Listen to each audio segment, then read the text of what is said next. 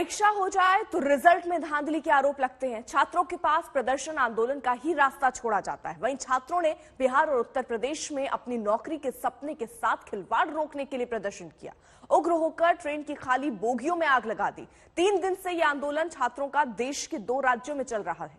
विवाद रेलवे की भर्ती का है। मुद्दा 1 करोड़ 40 लाख बेरोजगार छात्रों का है।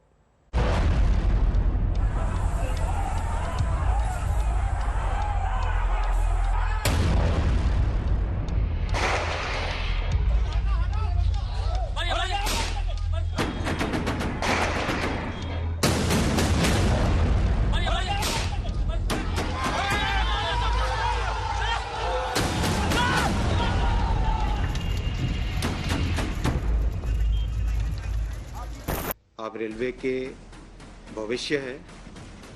आप अपनी संपत्ति को संभाल के रखें। ये कुछ नहीं, सिर्फ ये मतलब कि गड़बड़ झाला करने का एक सिस्टम है। हवाई फायरिंग कीजिए ना।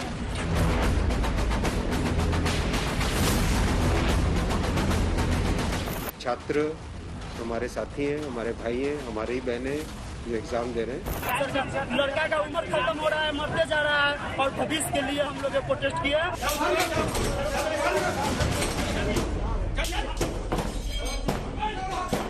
आप किस आधार पे डी ग्रुप का बहाली करने जा रहे हो और सेकेंड CBT का एग्जाम लेने जा रहे हैं? क्या आप IPS की बहाली कर रहे हैं?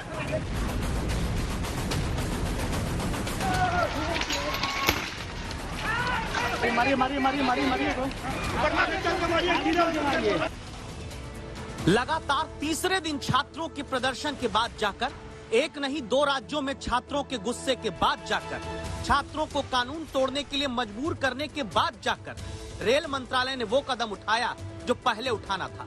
रेल मंत्री ने सामने आकर वो अपील की जो कदम उठाकर कार्रवाई का भरोसा करके पहले करनी थी। इस मुद्दे को सॉल्व करेंगे, इसको भी हम बहुत सेंसिटिवली सॉल्व करेंगे। हमारे लिए छात्र हमारे साथी हैं, हमारे भाई हैं, हमारी ही बहनें जो एग्जाम दे रहे हैं। देश के रेल मंत्री को यह अपील सामने आकर इसलिए करनी पड़ रही क्योंकि बिहार के गया में रेलवे भर्ती में पारदर्शिता न होने का आरोप लगाकर गुस्साए छात्रों ने तीसरे दिन भी उग्र होकर प्रदर्शन किया। बुधवार दोपहर गया की ये तस्वीरें उसी नाराजगी की आग की कहानी कहती है, जहां गुस्साए छात्रों ने भभुआ पटना इंटरसिटी एक्सप्रेस की बोगी में आग लगा दी।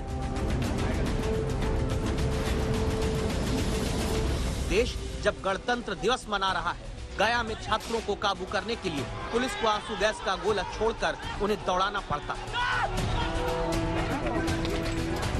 रेलवे ट्रैक पर फटा ये वही पोस्टर है जो हाथ में लेकर छात्र यहाँ अपने भविष्य की चिंता में प्रदर्शन करने आए। वो बेरोजगार युवा जिन्हें अपने भविष्य पर नौकरी के संकट में चोट पड़ती दिखी, उन्होंने पत्थर उठाए। जिस रेलवे की नौकरी को ईमानदारी से करने का सपना देखा, उसी की संपत्ति को चोट पहुंचाने के लिए मजबूर हुए। जितने भी स्टूडेंट्स हैं कि उत्तेजित ना हो, हम लोग भी उन्हीं की मदद के लिए हैं, हम लोग मदद भी कर रहे हैं। परंतु अगर कानून को अपने हाथ में लेंगे तो अपना कानून की एक प्रक्रिया है, उसके तहत हम लोगों को भी कार्रवाई करने की बात होगा। रेलवे की वर्षों बाद निकली भर्ती में सालों बाद हुए एग्जाम के बाद धांधली का आरोप लगाते छात्र सीधे उत्तेजित नहीं होते हैं। जब जहानाबाद में छात्र रेलवे ट्रैक पर प्रदर्शन के लिए पहुंचे, पहले तिरंगे के सामने खड़े होकर सलामी दी, फिर छात्रों ने रेलवे ट्रैक को जाम करते हुए ही तिरंगे के सामने खड़े होकर राष्ट्रगान भी गाया। लेकिन जिन बेरोजगारों की समस्या का समाधान सीधे निकालना था, उनके शांतिपूर्ण प्रदर्शन के उत्तेजना में बदल जाने का कारण क्या रहा? क्योंकि बुधवार को ही नहीं बल्कि मंगलवार को भी बिहार में बेरोजगार युवा अपने हक के रोजगार पर छाए संकट के बादलों के बीच सीतामढ़ी में प्रदर्शन करने लगे। 7 घंटे तक जहां छात्रों के प्रदर्शन और पथराव के बीच रेल सेवा बाधित रही, जहां छात्रों को हटाने के लिए पुलिस को हवाई फायरिंग तक करनी पड़ती है।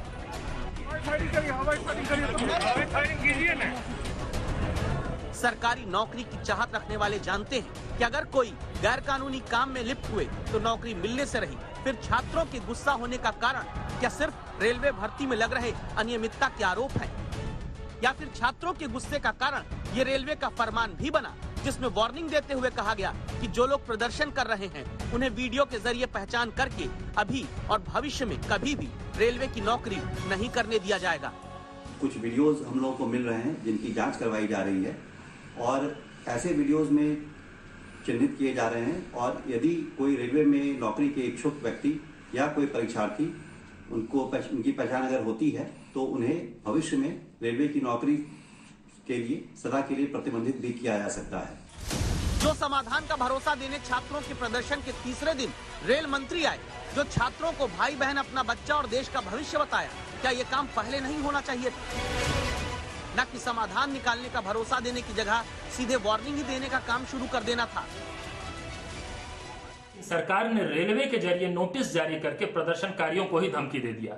मेरा बस इतना कहना है कि प्रदर्शन के नाम पे अगर कोई हिंसा करता है तो आप बेशक उन पे कार्रवाई करिए, लेकिन पूरे प्रदर्शन को हिंसक बताकर सरकार के पास ये कोई अधिकार नहीं है कि बेरोजगार युवाओं के विरोध करने के लोकतांत्रिक अधिकार को छीने। नतीजा ये हुआ कि जो आंदोलन दूसरे दिन संभाला जा सकता था वो तीसरे दिन तक जारी रहा।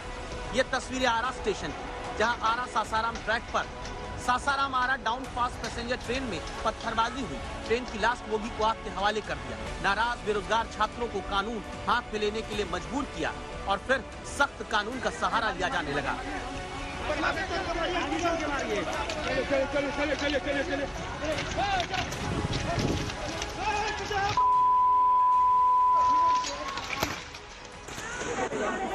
पटना में राजेंद्र नगर टर्मिनल पर मंगलवार को भी छात्रों ने प्रदर्शन किया, पथराव किया।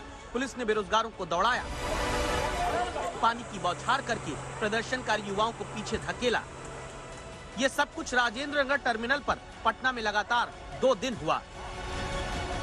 2 दिन पहले यहाँ से कुछ ही दूरी पर जो राजेंद्र नगर टर्मिनल है पटना में, वहाँ करीब 10,000 छात्रों ने प्रदर्शन किया था। 10 घंटे तक ट्रेन रोकी थी, 6 गाड़ियों को रद्द करना पड़ा था और 30 से ज्यादा ट्रेनें लेट हो गई थी, जिससे यात्रियों को काफी परेशानी हुई। खासतौर पर जो लंबी दूरी की जो ट्रेन थी उनके यात्रियों को खाने पीने की दिक्कत हो गई, बच्चे भूख से रोने लगे। तो ये तमाम तरह की समस्याएं होगी। समस्याएं छात्रों की भी है। छात्रों का कहना है कि जिस तरह का रिजल्ट निकाला गया है उसमें पारदर्शिता नहीं है।